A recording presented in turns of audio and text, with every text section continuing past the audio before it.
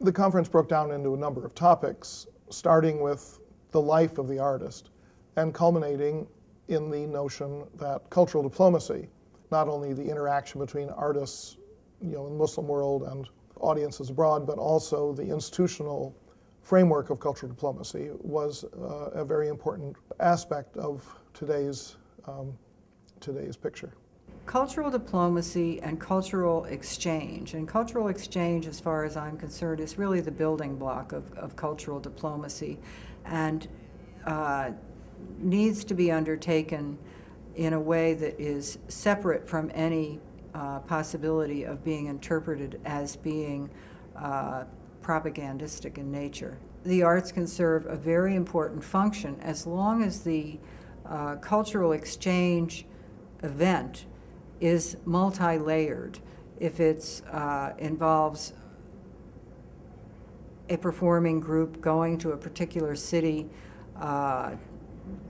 for a series of performances, if it involves workshops, if the cultural attaché of the United States in that country arranges for the company to go on to other cities in the region so that the actual trip can have a multiplier effect. All of these things contribute to a layered approach to arts diplomacy, that where artists are building relationships with artists, and it's really those relationships that contribute to understanding that ultimately would, I believe, increase our mutual understanding and hopefully work toward more peaceful relations. I think it is very important that one should give the space for peoples, for cultures to express themselves. And it's only that autonomy which provides that culture its legitimacy. No culture would strike roots in a particular area unless it has the democratic buy into it.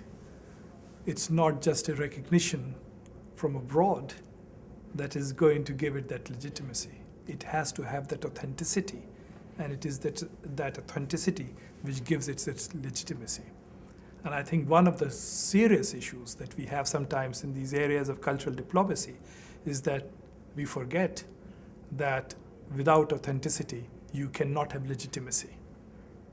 I would say that one has to try and spread the awareness that while art is the expression of all human beings and of all human societies, there are differences, and those differences must be accepted.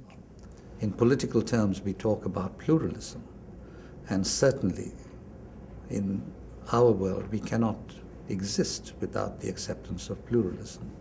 And in the same way, every school of art should flourish, should flower, and should be accessible to all others.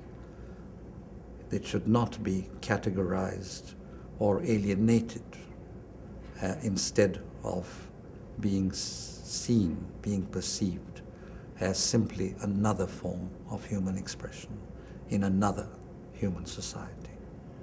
I hope it will lead to greater acceptance of Muslim populations. And we have, as the mayor pointed out last night, 600,000 Muslims living in the 5 boroughs.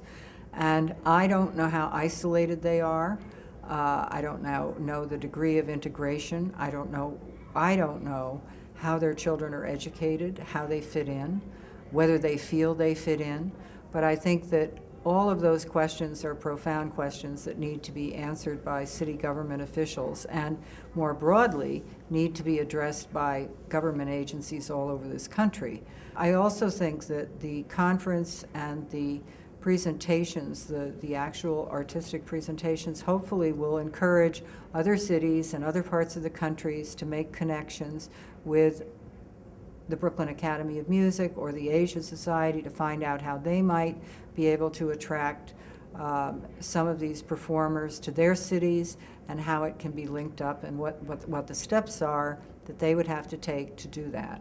I think on the global dimension, one of the goals that I certainly would have for this event is that it it also helps Muslims around the world and non-Muslims around the world recognize that America is grappling with this issue, that we are interested in learning more, that we are open to this experience, and we are open to Muslims from around the world, that we want to see them in America, we want to experience their culture and their art, we want to have dialogue with them. So I hope this contributes to a sense that America is also not a monolith, and that we are not seeking to be a hegemon around the world, that we want to be an equal and fair and open partner to people across the globe. It's my hope that this work will result in foundations spending more money on this issue and the government spending more money on this issue, because cultural exchange cannot happen without financial support.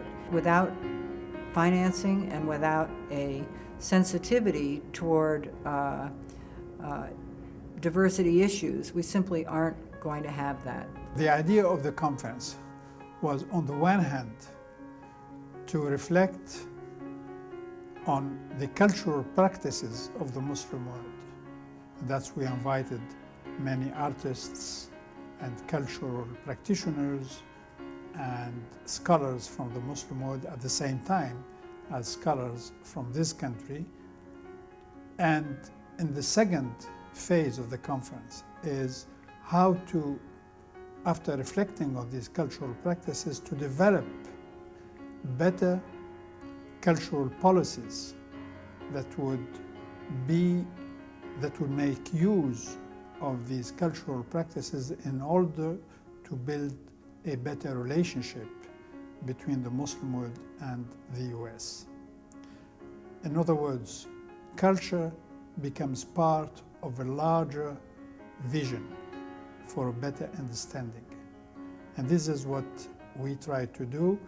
And I think that the outcome of the conference in the last session precisely focused on these recommendations for a better cultural policy.